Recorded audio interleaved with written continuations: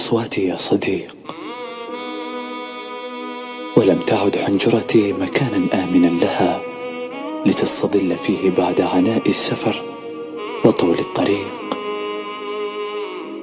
صوت فرحي الذي يسارع في الانطواء تحت ناظريك، ويرتجف عندما ترف أهدابك، ويخبو عندما تغيب. أما صوت حزني الذي أتدثر به كلما أصابتني نوبة فقدك، فيأتي مهزوزا محموما مريضا. هبني مولودا كصمتي يولد على الفطرة، لا يعرف إلا الصدق ولا يرتجي غير الأمان.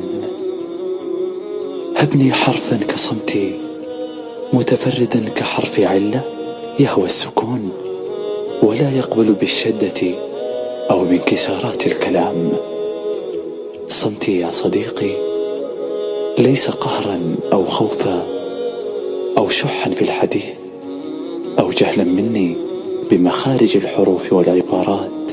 الصمت هو أن تكون حرفا لا يكتب، وكتابا لا يقرأ، وثرثرة لا تسمع، وصوتا لا تقاس اهتزازاته.